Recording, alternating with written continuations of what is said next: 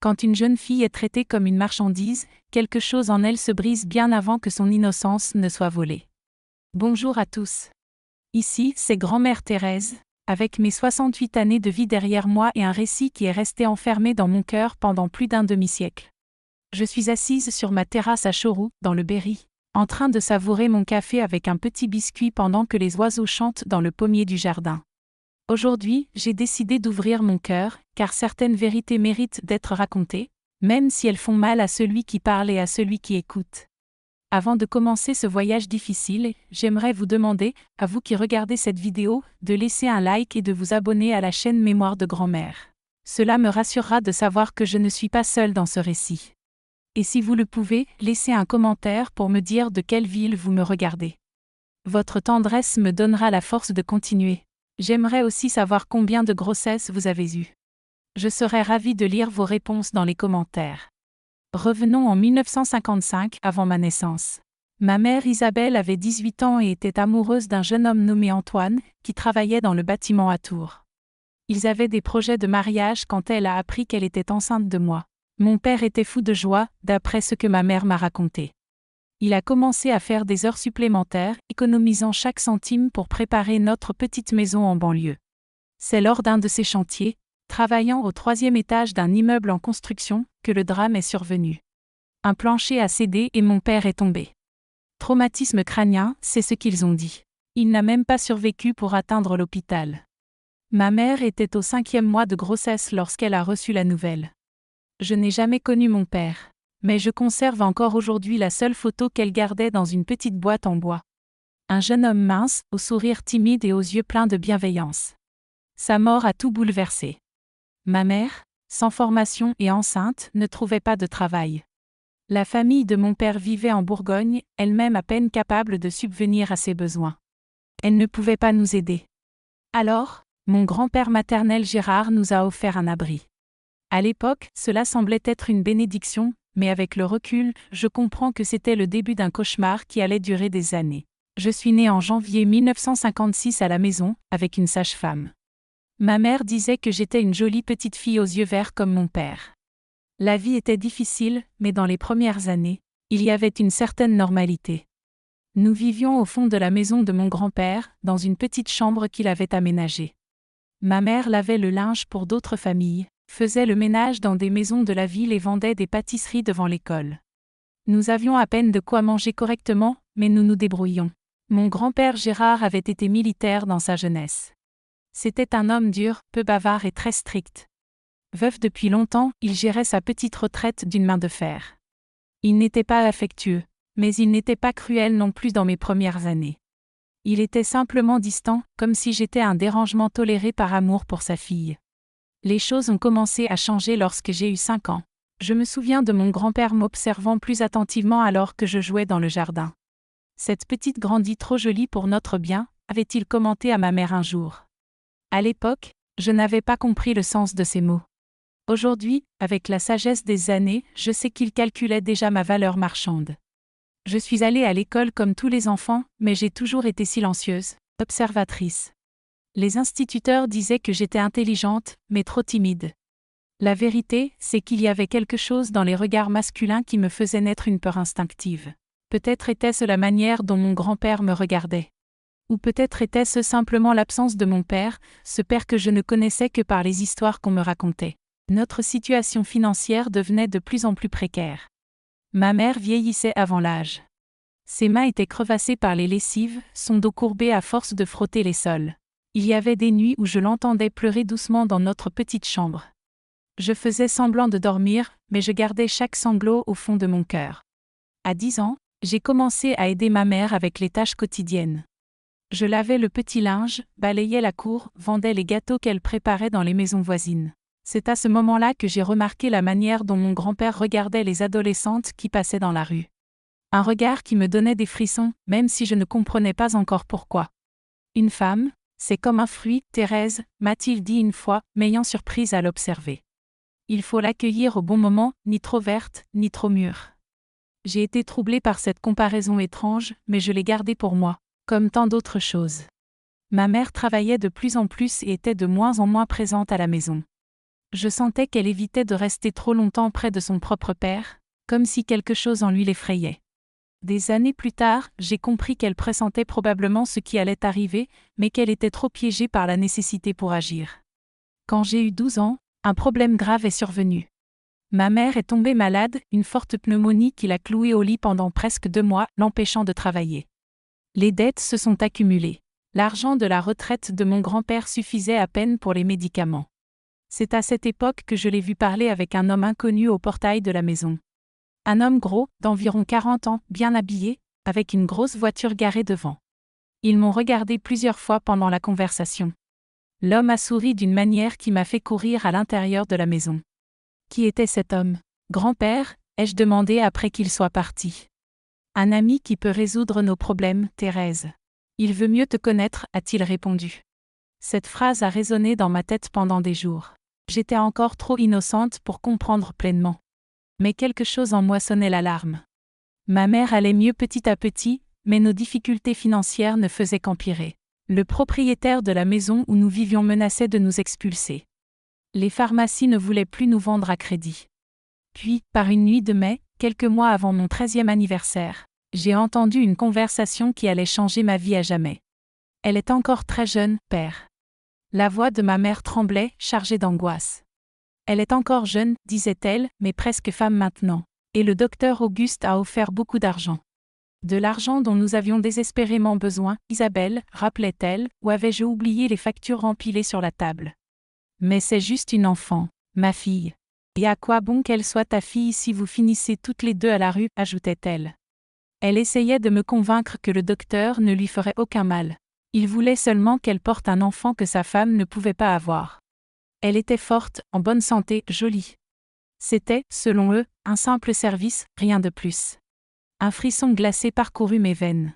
Même sans comprendre chaque mot, j'avais saisi l'horreur du plan qui se tramait à mon sujet, décidé sans mon accord, sans que je puisse intervenir.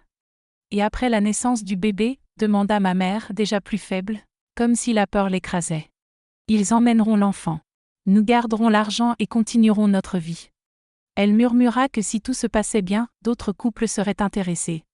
Ainsi, notre misère pourrait être réglée une fois pour toutes. Le silence qui suivit pesait comme une chape de plomb. Long, lourd, étouffant, comme si chaque respiration devait supporter le poids des décisions terribles que prennent les adultes lorsqu'ils sont au bord du désespoir.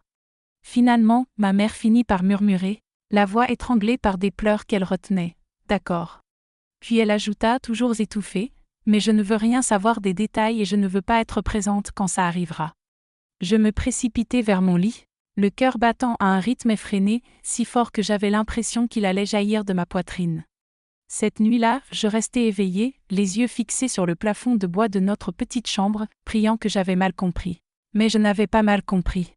3 jours plus tard, ma mère annonça qu'elle allait passer le week-end chez une amie. C'était la première fois qu'elle me laissait seule avec mon grand-père. Elle ne pouvait pas croiser mon regard quand elle me fit ses adieux. « Sois une bonne fille, Thérèse, dit-elle simplement, portant un petit sac et laissant derrière elle toute sa dignité. Ce même soir, mon grand-père entra dans ma chambre et jeta une robe sur mon lit. Une robe bleu clair, simple mais la plus belle que j'avais jamais vue. « Mets-la, et lave bien tes cheveux. Le docteur Auguste vient dîner avec nous ce soir, ordonna-t-il. C'est à ce moment précis que je compris qu'aucune échappatoire n'était possible. Le destin qu'ils avaient tracé pour moi était scellé. Mon corps, encore en formation, avait été mis en vente sans que je puisse dire un mot. Je lavai mes longs cheveux tant bien que mal, enfilai la robe légèrement trop large à la poitrine et m'assis au bord du lit, le cœur martelant de peur. Quand la sonnette retentit, j'eus envie de vomir. Le docteur Auguste arriva à 19h, une bouteille de vin à la main pour mon grand-père et une boîte de chocolat pour moi. Le dîner avait été commandé au restaurant du coin, un luxe que nous ne pouvions normalement pas nous offrir. Pendant tout le repas, il m'observait avec une attention qui me donnait envie de disparaître. « Elle est parfaite, Gérard, dit-il, m'examinant par-dessus la table. Elle est en bonne santé, n'a jamais été malade, saine comme un cheval, répondit mon grand-père, comme s'il vendait un animal de ferme. Forte, intelligente, fera du bon travail, docteur, vous pouvez compter sur elle. Je gardais les yeux baissés, les larmes menaçant de couler à tout instant. L'homme tendit la main, toucha mon visage et releva mon menton pour me regarder dans les yeux. Tu n'as pas besoin d'avoir peur, petite. Je vais bien m'occuper de toi. Et quand notre enfant naîtra, tu auras suffisamment pour aider ta mère pendant longtemps. Je n'avais aucune force pour répondre. Sa main brûlait ma peau et l'odeur de sa colonne mêlée à celle de la cigarette me retournait l'estomac. Après le dîner, mon grand-père annonça soudain qu'il devait aller au tabac acheter des cigarettes. Il n'avait jamais fumé de sa vie. C'était le signal convenu. Dès que la porte claqua derrière lui, le docteur Auguste s'approcha de moi sur le canapé. « Ton grand-père m'a tout expliqué, dit-il, sa main lourde se posant sur mon genou. Tu vas porter mon enfant, puisque ma femme ne le peut pas, dit-il d'un ton assuré. C'est un honneur, tu sais. Nous payons très bien pour ce service. J'ai tenté de reculer, mais il agrippa mon bras avec une force brutale.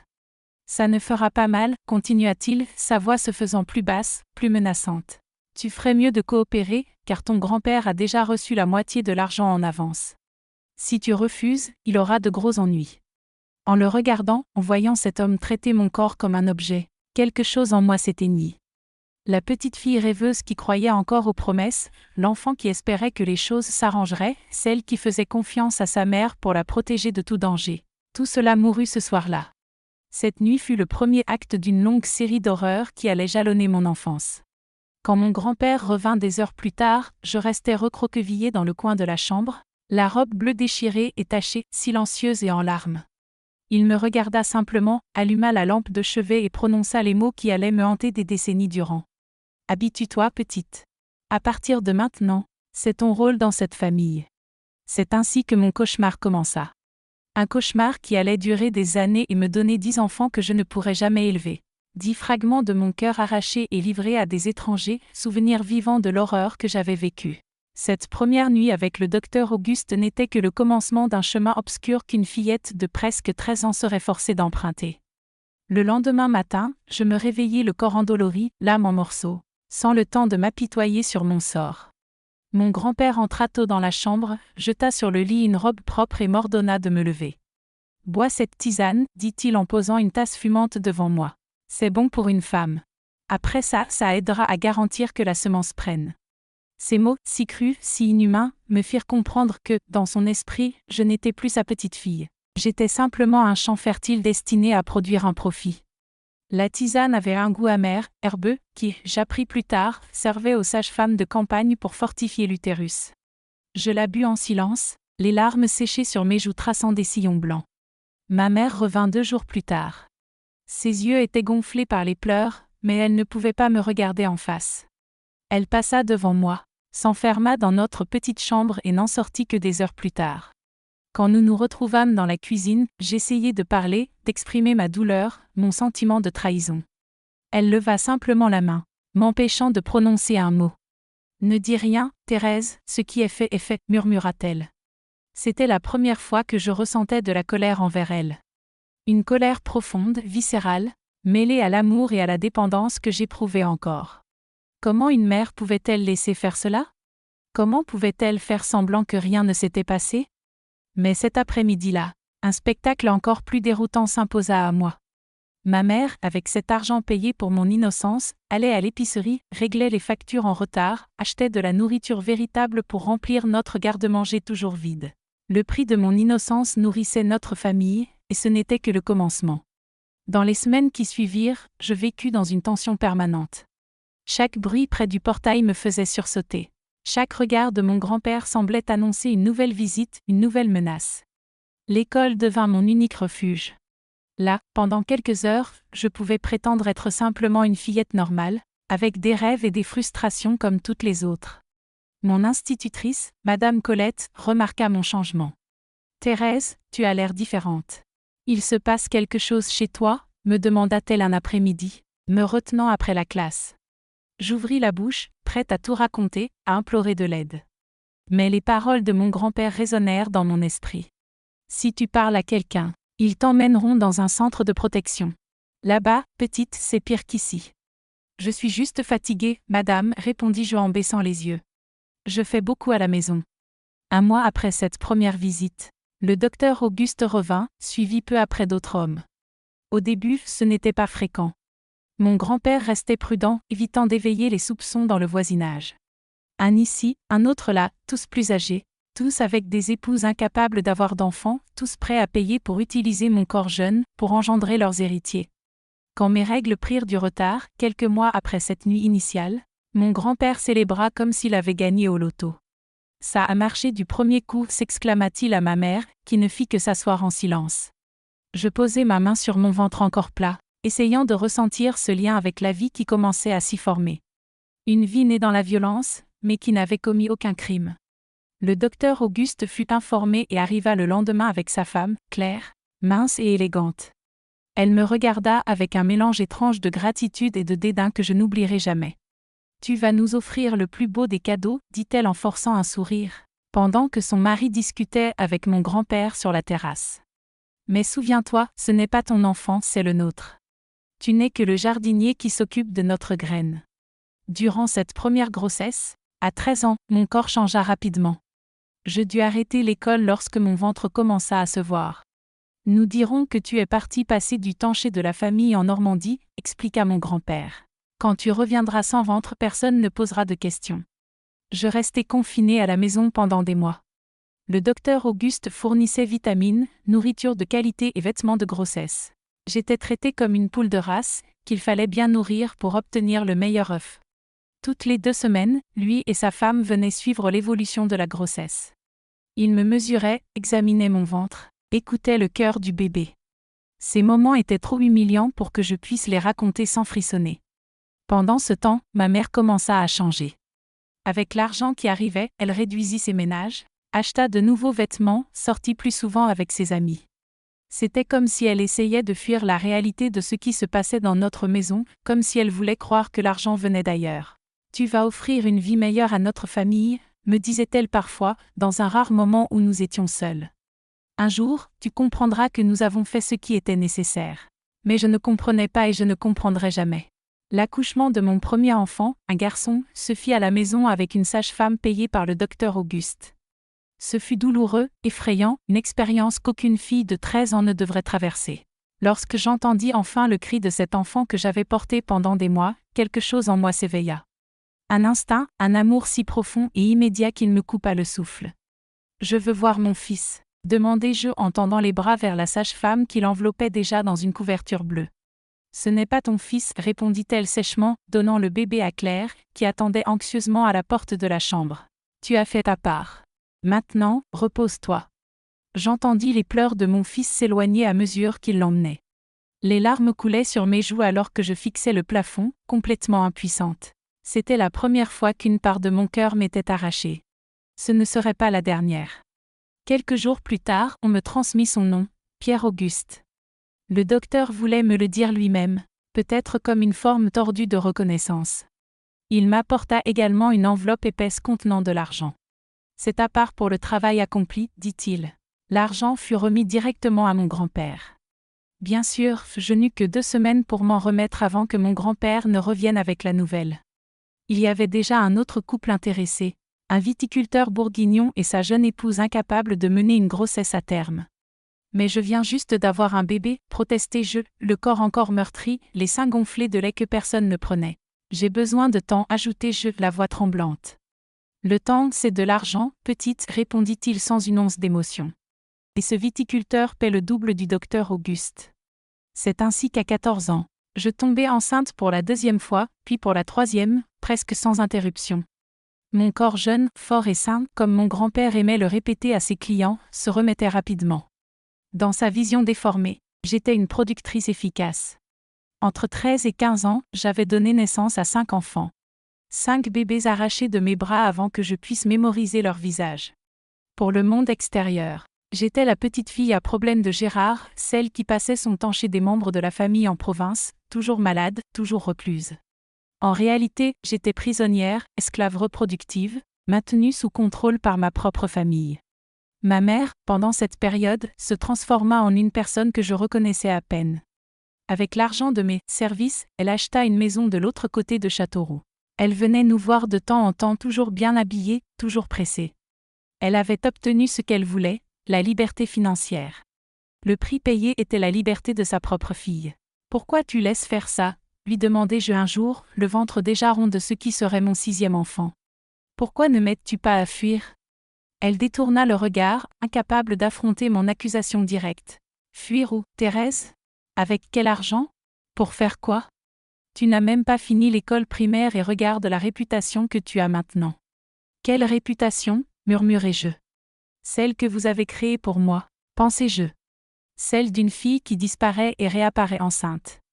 Elle continua, d'une voix froide, les gens parlent, ma fille. Ton grand-père a des contacts, des gens influents impliqués dans tout ça.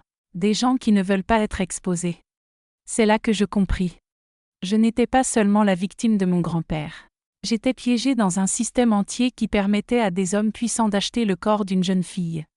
Un système qui fermait les yeux sur l'évidence et blâmait la victime plutôt que l'agresseur. J'ai compris que fuir n'aurait servi à rien.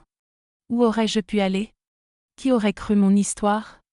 À 19 ans, j'avais déjà mis au monde 6 enfants. Mon corps portait les traces de ces grossesses successives. Des vergetures argentées striaient mon ventre et mes seins. Mon utérus était fragilisé, comme me l'avait fait remarquer l'une des sages-femmes. Cette fille a besoin de repos, Gérard, sinon elle ne pourra plus avoir d'autres enfants, m'avait-elle prévenu.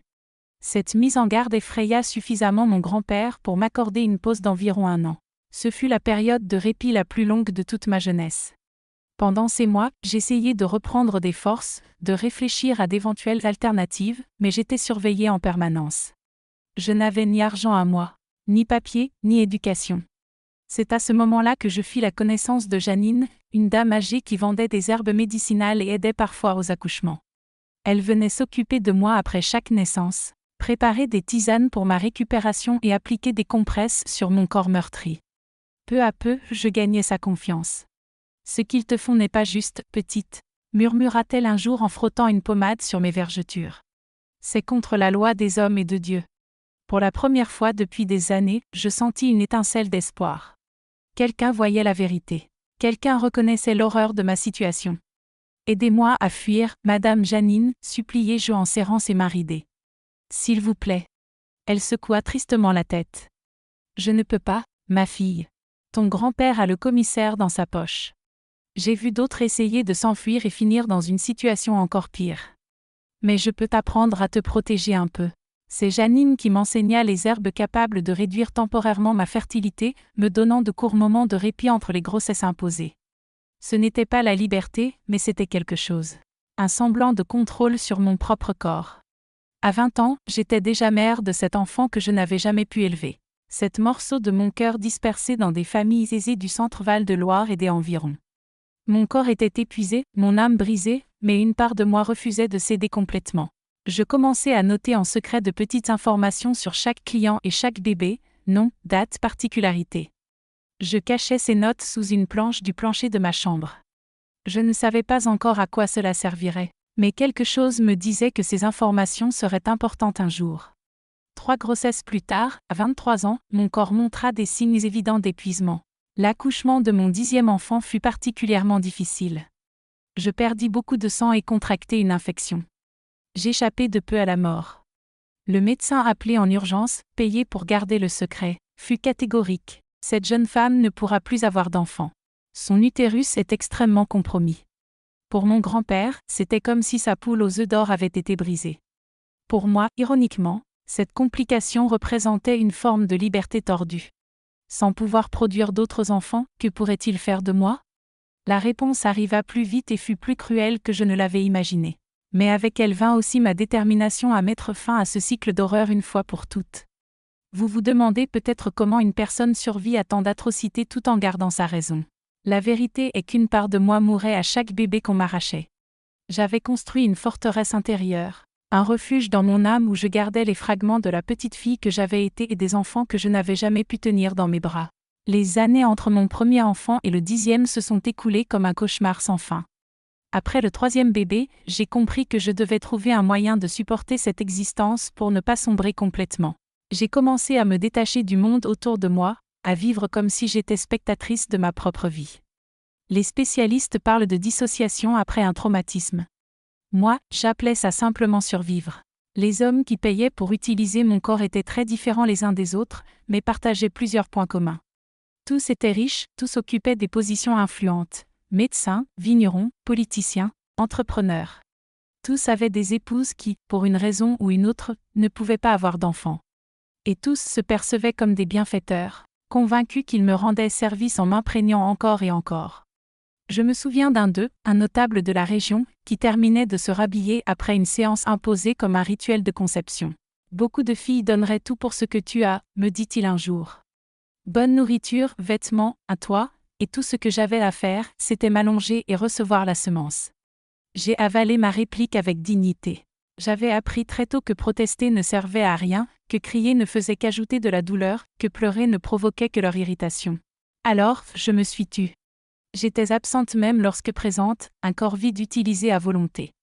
Il y avait bien sûr des exceptions.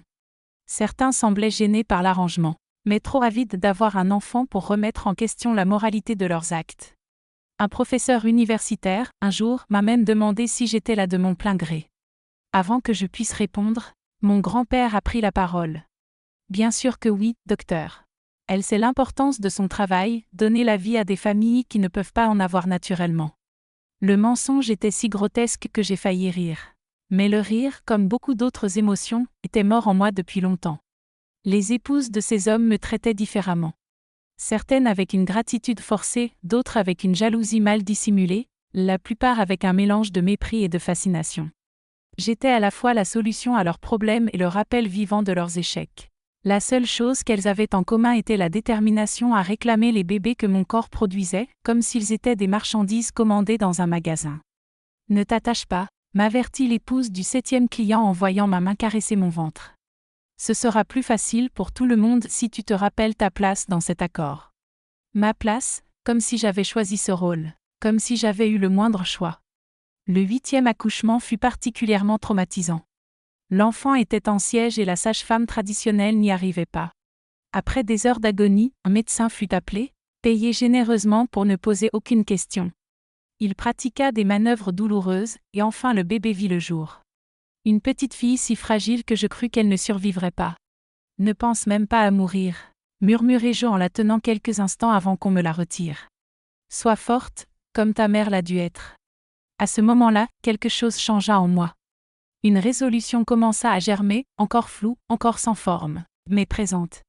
Si je ne pouvais pas sauver mes enfants, si je ne pouvais pas les récupérer, peut-être pourrais-je au moins m'assurer qu'un jour ils connaîtraient la vérité. Qu'ils sachent qu'ils n'étaient pas simplement les enfants des femmes qui les élevaient, mais le fruit du corps d'une jeune fille qui n'a jamais eu de choix. J'ai commencé à être plus rigoureuse avec mes notes secrètes. Pas seulement les noms et les dates, mais aussi des adresses que j'entendais au passage, des détails sur les parents, des marques de naissance, des traits particuliers de chaque bébé. Tout ce qui pourrait, un jour, permettre de les identifier. Entre chaque grossesse et chaque accouchement, j'ai bénéficié de ma plus longue période de répit, presque 10 mois. Mon corps portait les stigmates de l'épuisement. À 23 ans, je paraissais beaucoup plus âgée, affaiblie par des grossesses successives, des accouchements douloureux, des séparations traumatisantes et des abus incessants. Certains jours, je peinais à sortir du lit. C'est à ce moment-là que j'ai découvert, par Janine, que ma mère avait acheté une maison à Deauville, une résidence estivale financée par l'argent récolté grâce à ma souffrance. « Ta mère est arrivée là-bas avec une voiture neuve », m'a-t-elle dit en changeant les compresses d'herbe sur mon dos meurtri. Elle parlait de cette nouvelle maison au bord de la mer, de ses invitations, de la prospérité apparente de ses affaires. Cela m'a frappé comme un coup de poing dans l'estomac. Pendant que je vivais un cauchemar sans fin, ma propre mère jouissait des fruits de mon tourment, sans le moindre remords visible. La trahison était presque aussi douloureuse que les abus physiques eux-mêmes. Lorsque je suis tombée enceinte pour la 10e fois, à 23 ans, quelque chose en moi savait que ce serait la dernière. Mon corps était au bord de l'épuisement. Dès le début, la grossesse fut difficile, nausées constantes, saignements, douleurs incessantes. Le médecin, payé grassement par le père de l'enfant, un entrepreneur viticole, s'inquiétait, mais personne n'osait évoquer l'interruption de la grossesse. Le bébé était trop précieux pour être perdu. L'accouchement commença prématurément au 8e mois. Douleurs lancinantes, hémorragie, fièvre élevée. Je me souviens vaguement d'avoir été transportée en urgence dans une clinique privée près de Châteauroux, un lieu où personne ne poserait de questions. Le visage du médecin était marqué par l'inquiétude. Les infirmières couraient dans tous les sens, et mon grand-père restait pâle, inquiet, pas pour moi, bien sûr, mais pour l'argent qu'il risquait de perdre si je mourais. Le bébé naquit, petit mais en bonne santé, et fut immédiatement emmené.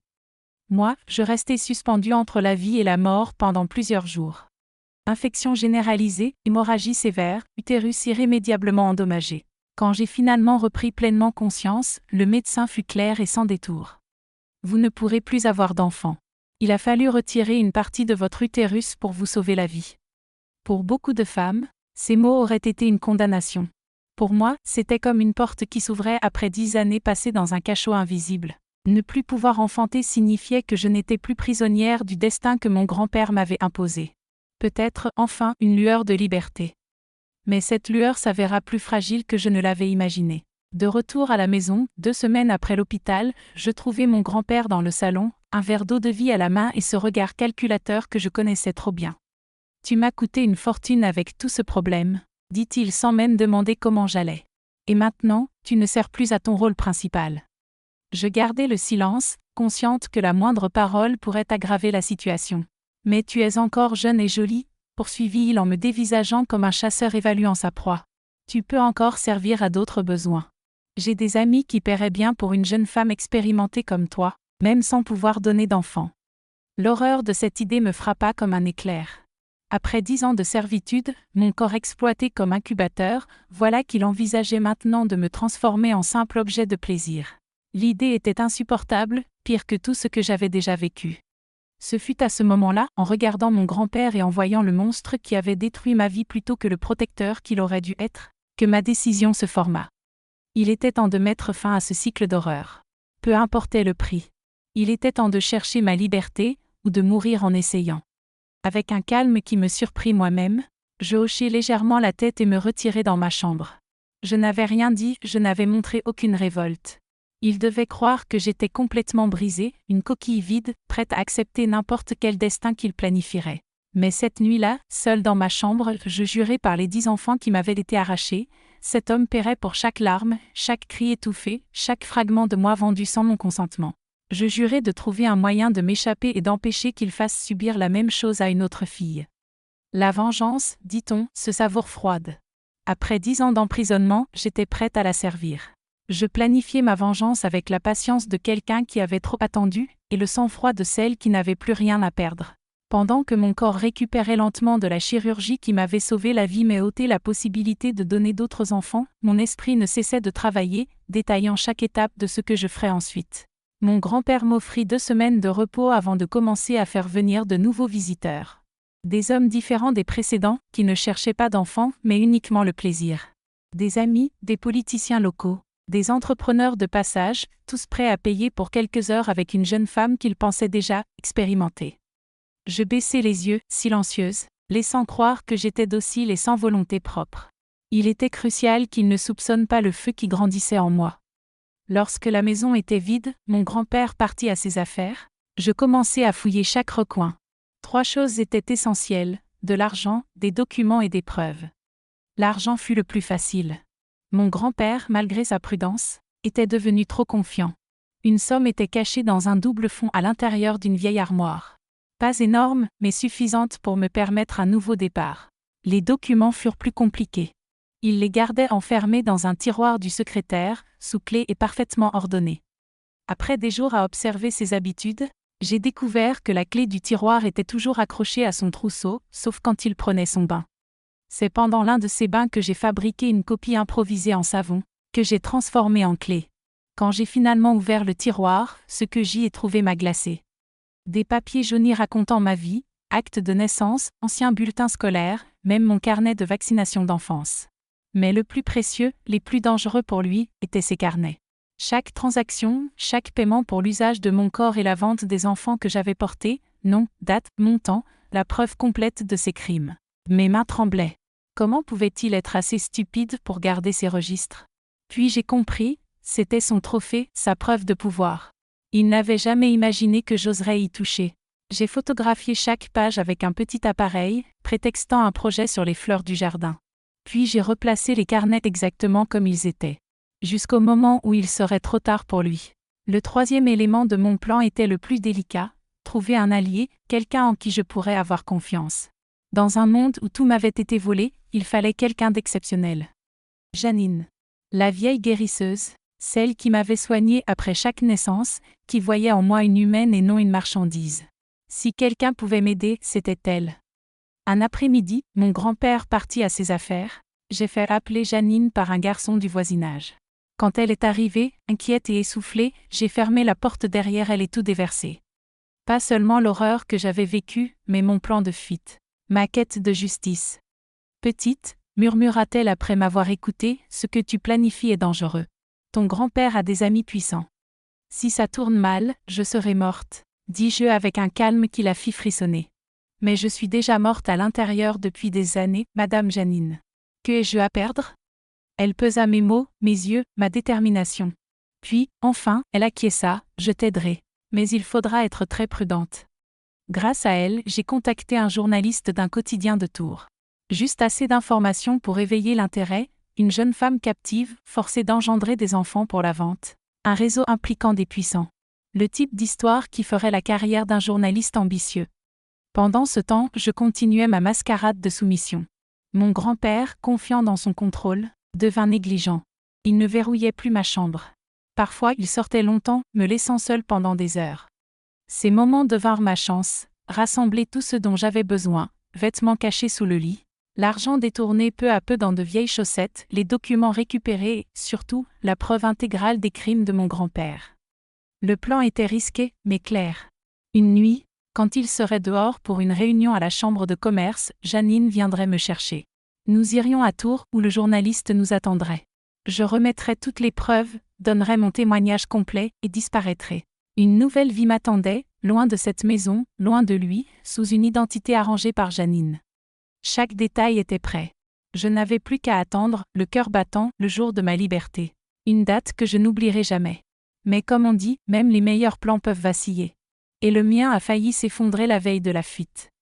Mon grand-père est rentré plus tôt ce jour-là, l'alcool altérant son comportement habituellement mesuré. Déjà, quelque chose clochait. Il buvait rarement à l'excès. Son regard était dur, calculateur.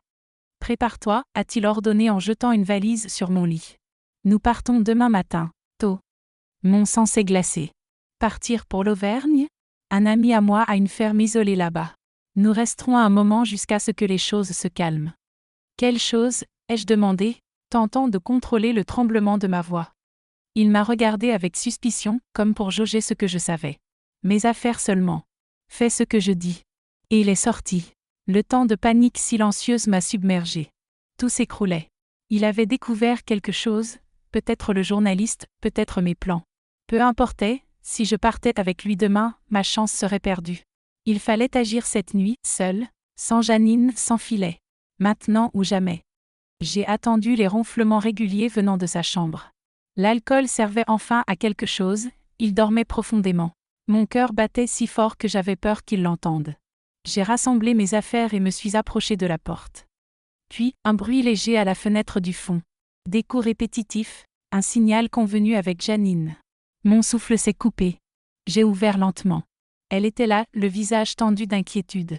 « Nous devons partir maintenant », chuchota-t-elle. « Ton grand-père a découvert quelque chose. Il prévoit de t'emmener demain. » « Comment sais-tu ? Le fils de Claudette travaille au bar où ton grand-père était aujourd'hui. Il a tout entendu. La police a été avertie. Le journaliste a attiré l'attention. Pas de temps pour les explications. J'ai passé mon petit sac par la fenêtre et me suis faufilée à l'extérieur. À 23 ans, après 10 grossesses, mon corps n'était plus celui d'une adolescente maigre. Mais le désespoir me donnait des forces que je n'avais jamais connues. Nous avons marché rapidement dans la nuit, évitant les rues principales. Janine m'expliqua que le plan avait changé, nous n'irons pas à Tours, trop risqué. Nous irons à Paris, chez ma cousine. Et le journaliste ? Ne t'inquiète pas, dit-elle. Je lui ai envoyé hier toutes les copies. L'article sera publié dans 2 jours, quand nous serons déjà loin. Un mélange de soulagement et de frustration m'envahit. Une partie de moi voulait être là quand mon grand-père serait confronté à ses crimes. Voir son visage quand il comprendrait que la petite fille qu'il croyait brisée avait détruit sa vie. Mais la part la plus sage, celle qui voulait survivre, savait que Janine avait raison. Le neveu de Janine nous attendait dans une vieille voiture. Nous avons pris la route vers Paris. Pendant presque 4 heures, je n'ai presque pas parlé. Je regardais le paysage défiler, les collines du Berry céder peu à peu à la région parisienne. La peur me tenaillait, mais un fragile espoir poussait en moi, comme une plante qui reprend vie dans une terre longtemps aride. Et la culpabilité me rongeait, laisser derrière moi 10 enfants que je ne reverrai jamais.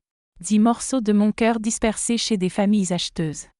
Ils sont mieux où ils sont, murmura Janine, lisant mes pensées. Des familles avec de l'argent, de l'éducation, qu'est-ce que tu pourrais leur offrir maintenant? Les mots m'ont frappé comme un éclair. Et c'était vrai. Aussi douloureux que ce soit à admettre. J'étais une jeune femme de 23 ans, sans éducation formelle, sans compétences professionnelles, sans argent, fuyant un passé terrible. Quel genre de vie pouvais-je offrir à 10 enfants?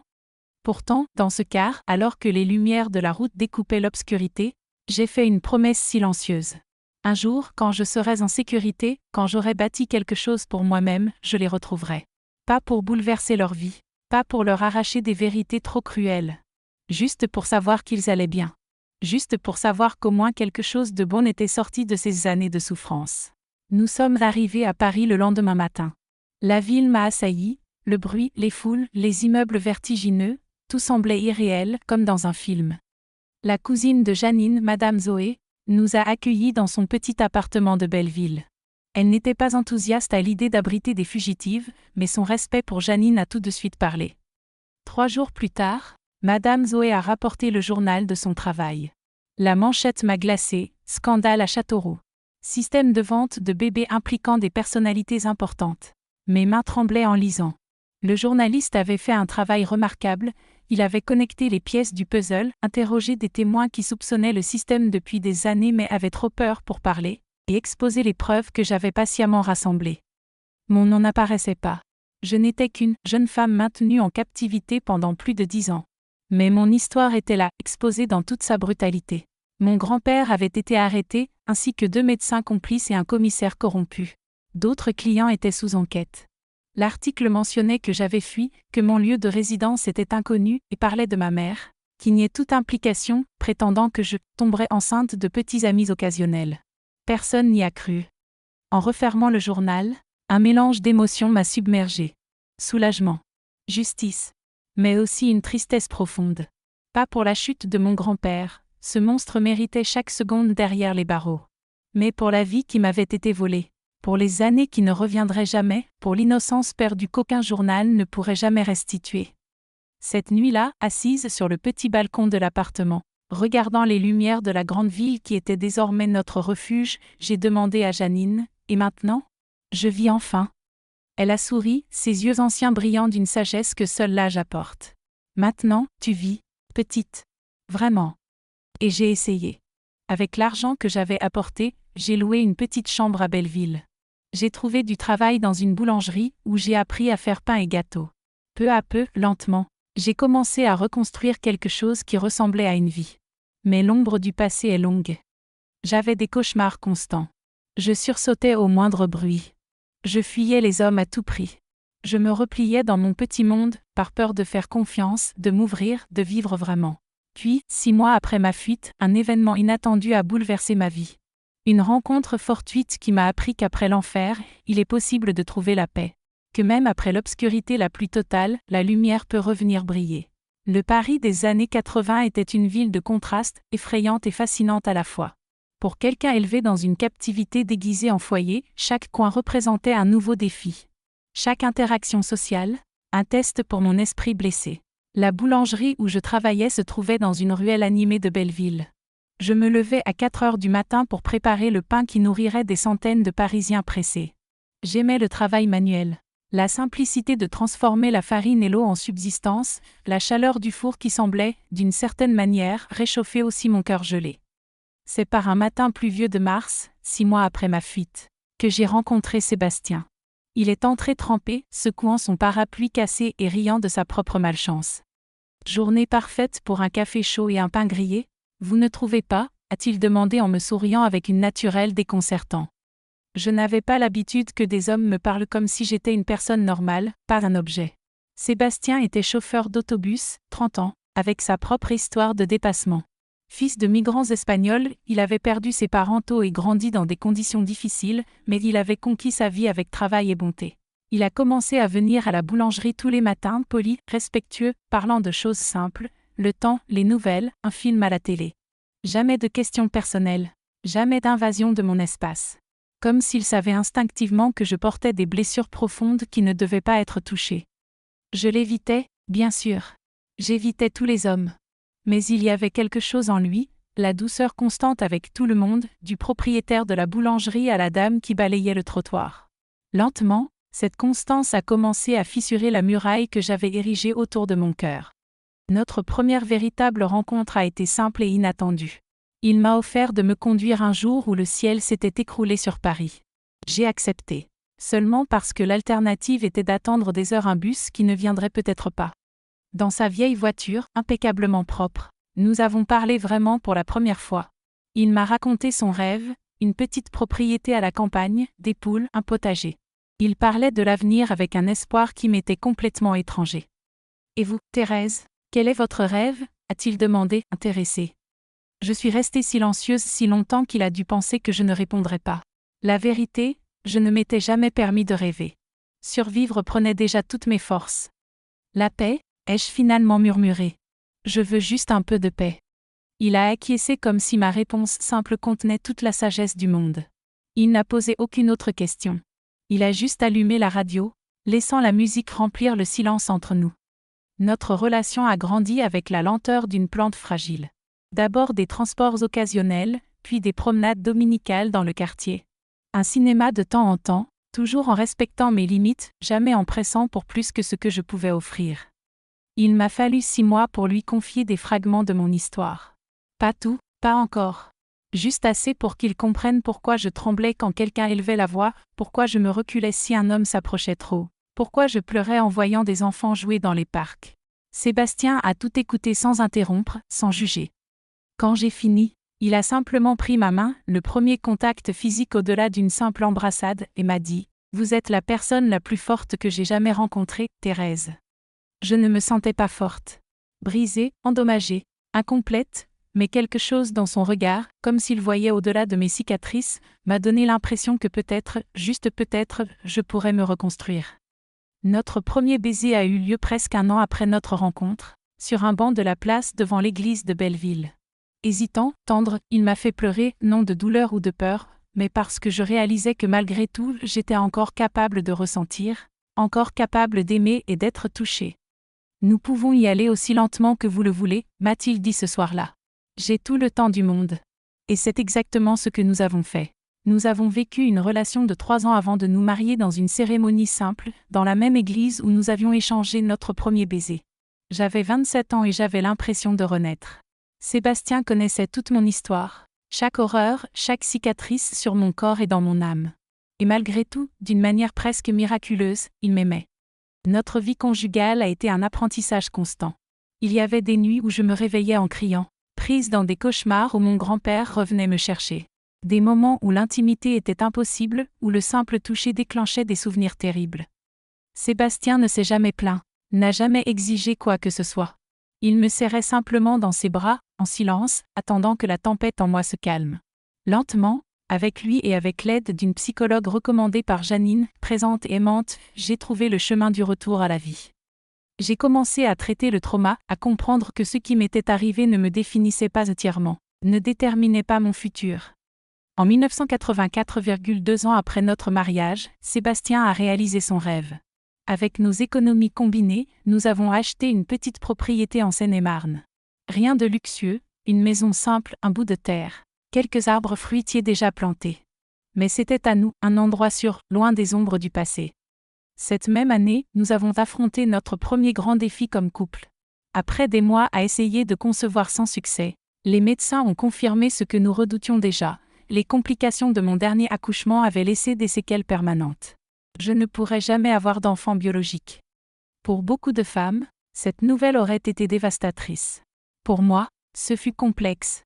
La tristesse de ne pas pouvoir donner à Sébastien un enfant de notre amour se mêlait à un soulagement coupable. Je n'aurais pas à revivre le processus physique et émotionnel d'une grossesse, si lié à la douleur et au trauma. Nous pouvons adopter, a dit Sébastien cette nuit-là. Il y a tant d'enfants qui ont besoin d'un foyer d'amour. Nous pouvons construire notre famille autrement. L'idée m'a touchée profondément.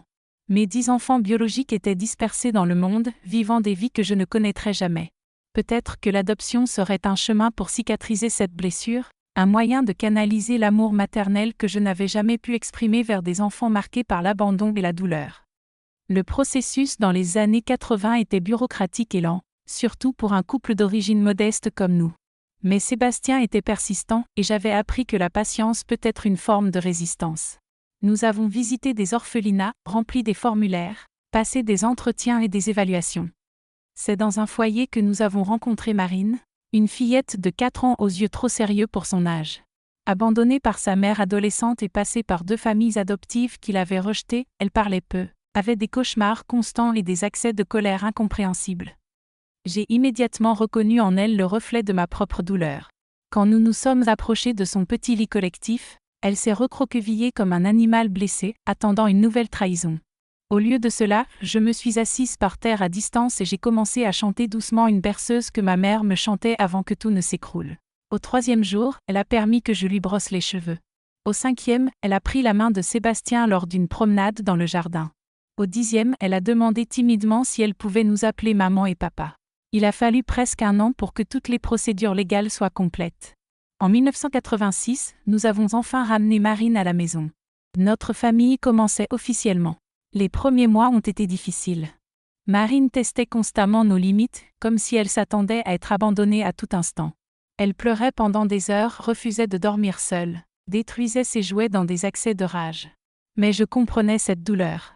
Je connaissais la peur de l'abandon, la colère contre un monde qui semblait déterminé à blesser les plus vulnérables.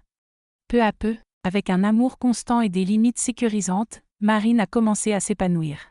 Son premier rire, lorsqu'elle a vu un petit chevreau nouveau-né dans notre ferme, a été comme de la musique pour mes oreilles. 2 ans plus tard, nous avons agrandi notre famille, 2 frères, Charles, 6 ans, et Anne, seulement 2 ans. Orphelins après un accident de voiture, ils n'avaient personne d'autre pour les élever.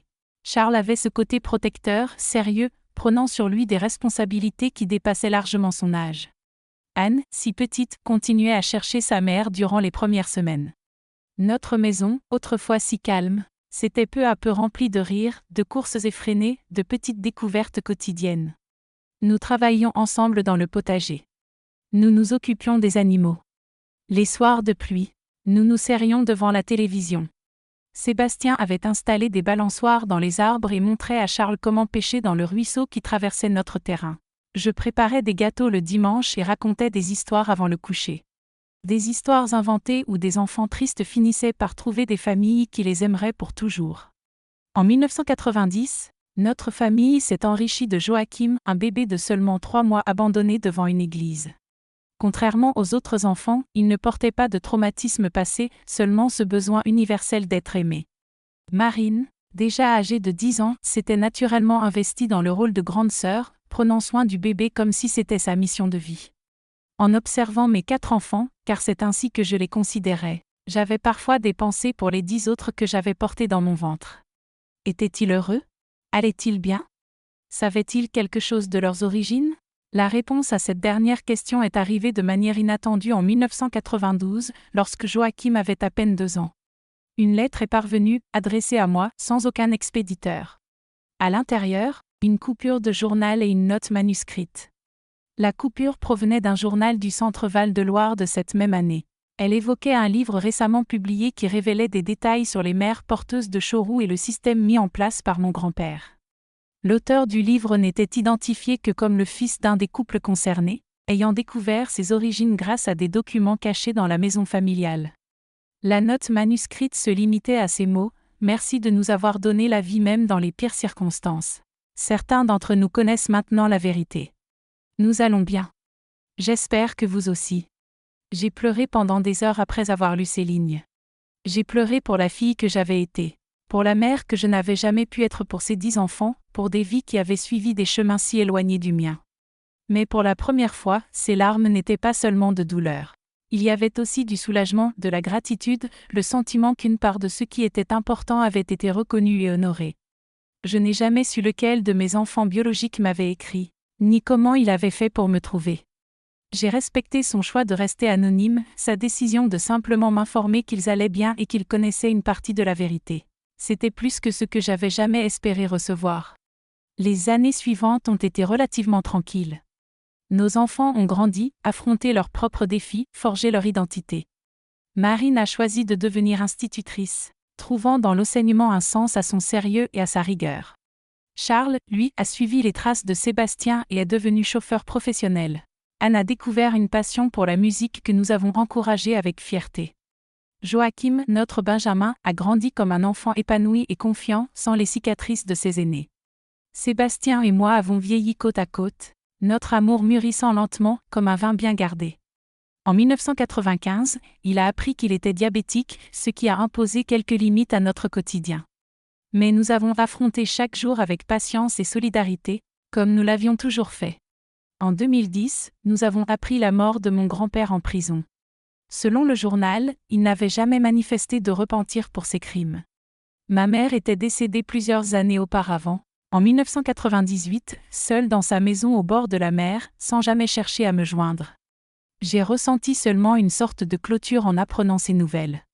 Ces personnes, liées à moi par le sang mais jamais par les valeurs, n'avaient plus de pouvoir sur ma vie depuis longtemps. Ma véritable famille était là autour de moi, le mari qui m'avait réappris à faire confiance, les enfants que nous avions choisis et qui nous avaient choisis, les petits-enfants qui commençaient à arriver, apportant vie et espoir. Aujourd'hui, à 68 ans, je regarde en arrière et je vois une existence qui, malgré un début traumatique, a été remplie de bien plus d'amour que de douleur.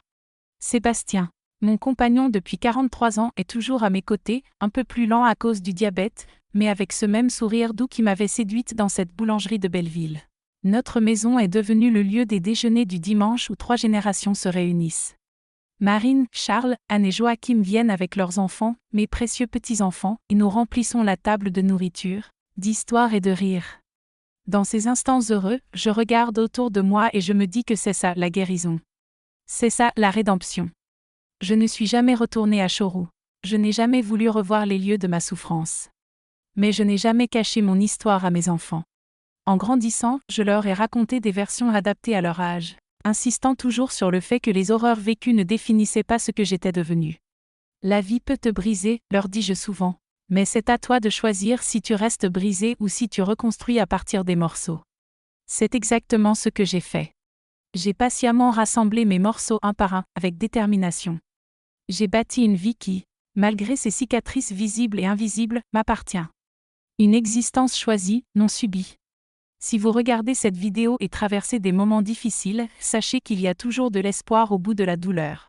Même dans l'obscurité la plus profonde, la lumière reste possible. Vous êtes plus fort et plus résilient que vous ne le pensez. À vous qui avez suivi mon récit jusqu'ici, je vous demande de liker cette vidéo et de vous abonner à la chaîne Mémoire de grand-mère. C'est important pour moi de savoir que mon histoire a touché des cœurs et peut-être aidé quelqu'un traversant des épreuves similaires. La vie n'est pas toujours équitable.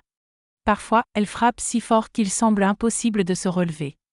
Mais croyez la parole de cette vieille qui a tout vu, l'aube suit toujours la nuit la plus sombre. Et quand elle arrive, elle offre la chance d'un nouveau départ, une étreinte chaleureuse de cette grand-mère qui a appris, à la dure, que notre plus grande force se révèle souvent quand nous pensons ne plus en avoir. À la prochaine vidéo.